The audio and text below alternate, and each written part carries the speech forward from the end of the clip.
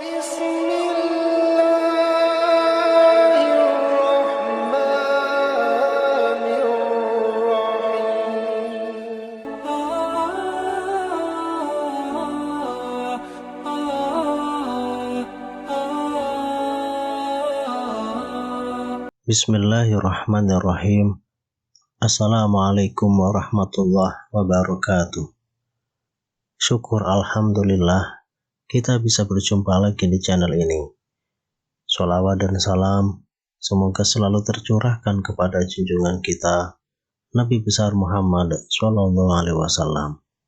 Allahumma sholli ala Sayyidina Muhammad wa ala ali Sayyidina Muhammad. Harapan dan doa saya untuk saudaraku semua yang menonton video ini, semoga saudaraku semua selalu diberikan kesehatan oleh Allah, dimudahkan segala urusannya, dilapangkan rezekinya, diampuni segala dosanya. Amin ya robbal alamin.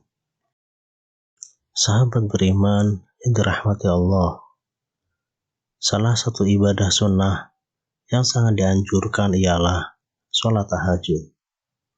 Sholat yang dikerjakan pada sepertiga malam ini memang memiliki banyak keutamaan. Bahkan, sholat tahajud menyimpan pahala dan kebaikan yang luar biasa.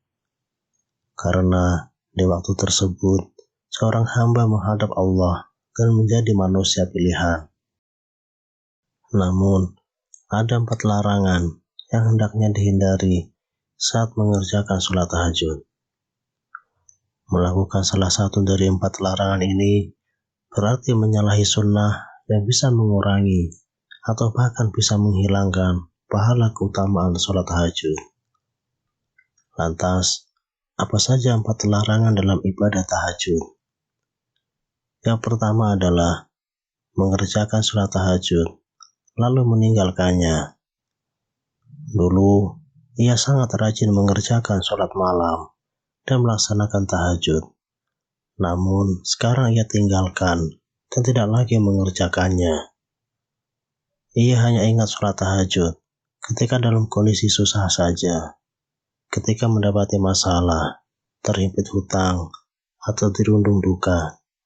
Namun, ketika sedang kondisi lapang, senang, dan bahagia, ia lalu lupa dengan meninggalkan sholat tahajud itu. Sholat tahajud yang seperti ini mendapat kritikan dari Nabi Sallallahu Alaihi Wasallam.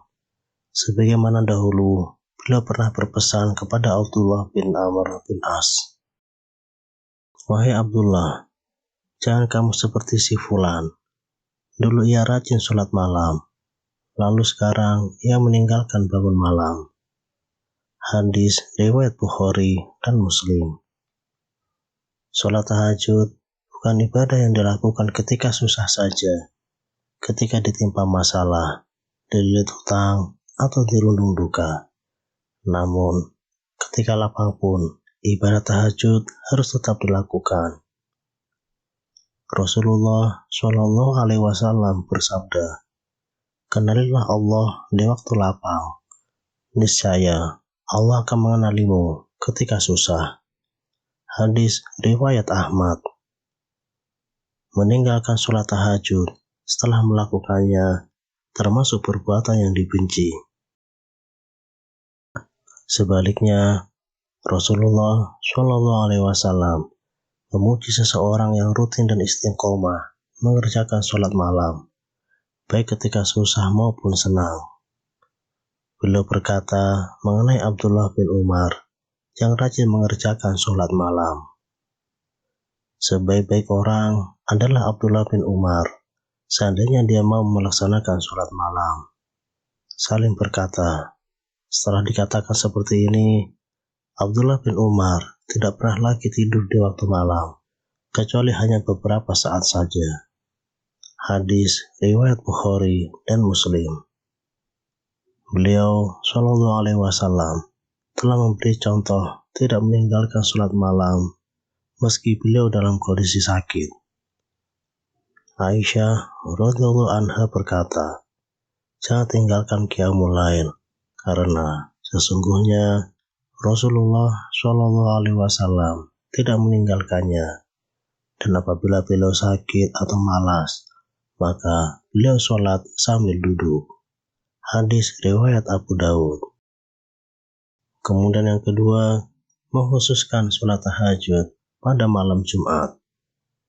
Meski malam Jumat adalah malam yang utama dan istimewa, tapi mengkhususkan sholat tahajud di malam Jumat saja termasuk amalan yang makruh dilakukan. Diterangkan dalam hadis dari Abu Hurairah radhiyallahu anhu bahwa Rasulullah Shallallahu alaihi wasallam bersabda, "Janganlah kalian khususkan malam Jumat dari malam-malam lainnya dengan qiyamul lail atau sholat malam." Hadis riwayat Muslim. Untuk menghindari kemakruhan sholat tahajud di malam Jumat, maka kita bisa menambahkan sholat tahajud pada malam sebelumnya atau sesudahnya.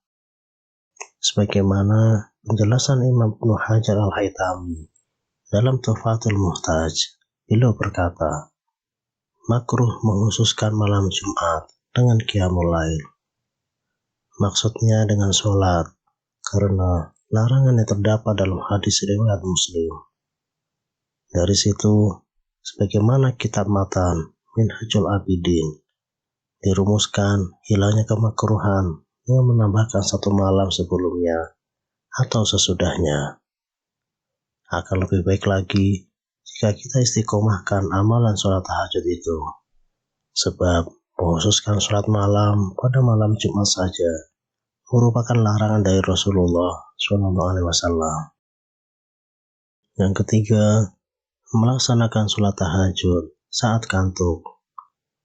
Jika mengantuk, hentikan atau tunda dulu sholat tahajudnya dengan tidur atau istirahat sejenak sampai hilang kantuknya dan tubuh kembali fit.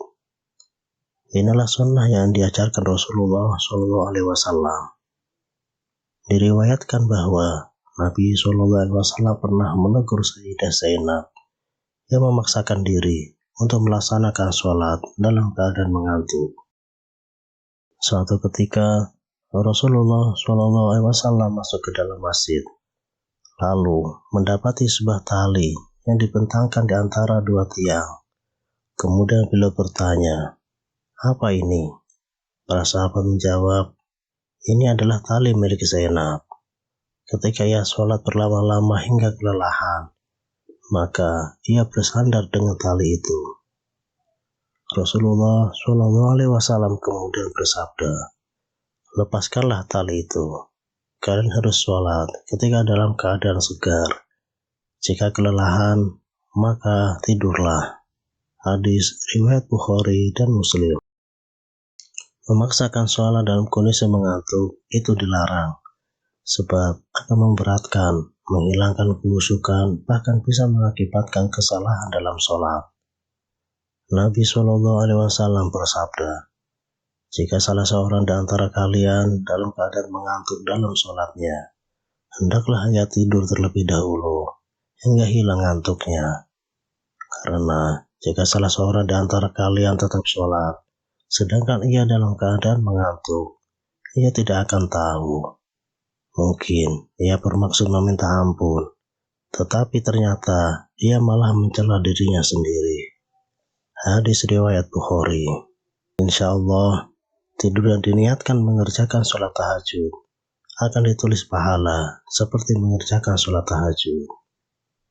Nabi SAW bersabda, "Siapa yang mendatangi tempat tidurnya dan ia berniat untuk melaksanakan sholat malam, lalu ia tertidur hingga pagi, maka dia tetap mendapatkan apa yang diniatkannya." Hadis riwayat Ibnu Majah dan An-Nasai. Tidaklah seseorang berniat mengerjakan sholat pada malam hari, lalu ia tertidur, melainkan Allah akan menetapkan baginya pahala sholatnya, sedangkan tidurnya itu menjadi sedekah baginya. Hadis riwayat An-Nasai. Yang keempat, bertahajud semalaman setiap hari. Meski sholat tahajud itu baik diamalkan setiap malam, tapi bukan berarti dengan cara yang memberatkan, sebab memberatkan dalam amalan itu bukan termasuk sunnah yang dianjurkan. bahkan ia dilarang. Rasulullah SAW telah memberi peringatan, "Demi Allah, akulah orang yang paling takut kepada Allah dan paling bertakwa kepadanya di antara kalian. Tapi aku kadang berpuasa dan kadang tidak. Aku mengerjakan sholat malam dan juga tidur, dan aku juga menikahi perempuan.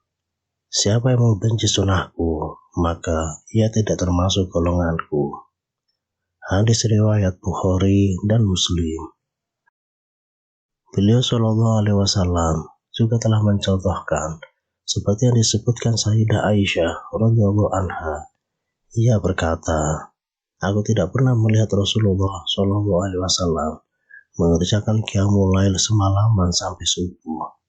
Tidak pula pernah melihat beliau berpuasa berturut-turut, kecuali di bulan Ramadan."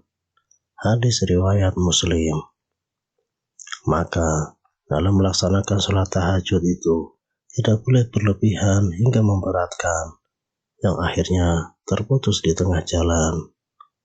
Apalagi jika sampai melalaikan kewajiban yang seharusnya ditunaikan, maka yang demikian ini jelas dilarang dan menyalahi kesalahan. Amalkan sholat tahajud itu semampu kita, menurut kemampuan masing-masing, sehingga mudah diistiqomahkan.